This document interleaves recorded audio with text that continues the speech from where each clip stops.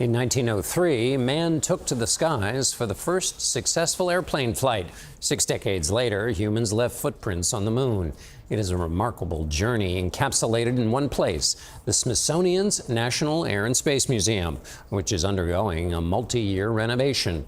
For tonight's interview, the museum's director, Christopher Browne, tells me the museum inspired him to soar to new heights, too. When I left this building that day, I decided to get my pilot's license.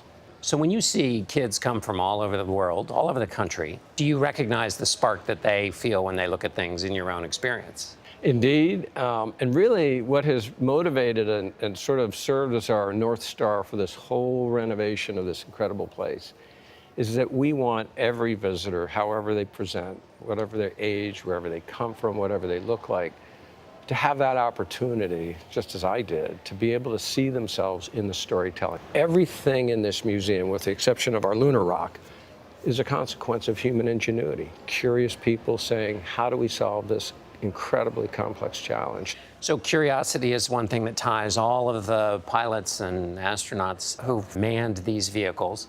Courage, too? An abundance of courage. I mean, the aircraft to your left, my right, the Spirit of St. Louis, a 26-year-old named Charles Lindbergh flies that solo across the Atlantic Ocean, 1927, for the first time.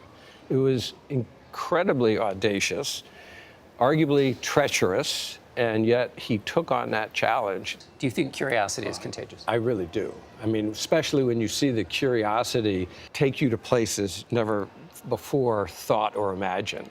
I love the speech that Kennedy gave at Rice University. Incredibly audacious. We had barely even launched a rocket, and he's saying we're going to go to the moon before the end of the decade.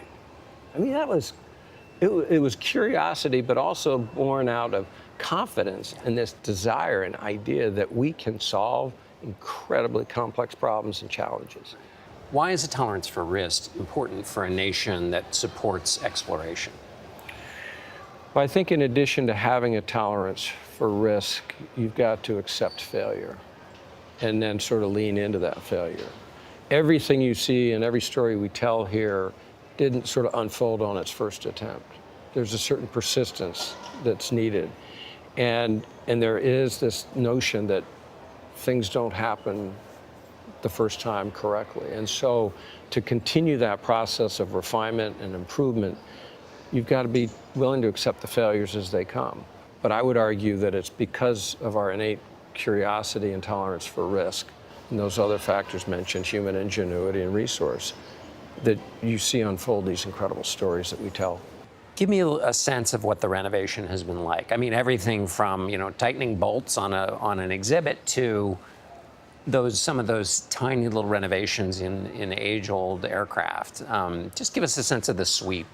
Well, to rebuild the structure, we had to take the structure down to the bare steel and bring it back up. And that's the story in itself. But we've done so thinking in terms of the next 100+ years. So this building has been built to standards not even achievable back in 1976. To do that, we had to move everything out. And as you look around, that means disassembling, in many cases, these artifacts, taking the wings off, preparing them for transportation to an alternate site. When we took the wings off the DC-3 to get it out of the building, we found acorns inside it. Now, I'm quite sure that there were no squirrels at the time it was in the building. But 40 years prior, somehow a squirrel got in there. So when we take apart these artifacts to transport them, it allows us to really get inside them, to properly care for them to higher standards, modern day standards. We can tell a much fuller story and a much more authentic story than we were able to in the past. I mean, we think of the pilots and the astronauts as being sort of the ones, but behind them are thousands of people working incredibly hard. I look at every one of those wires and buttons and switches. That's a person behind that. Exactly. But success is born out of teams, not out of individuals. We think of the individual as well we should, but there was a huge team behind making that possible.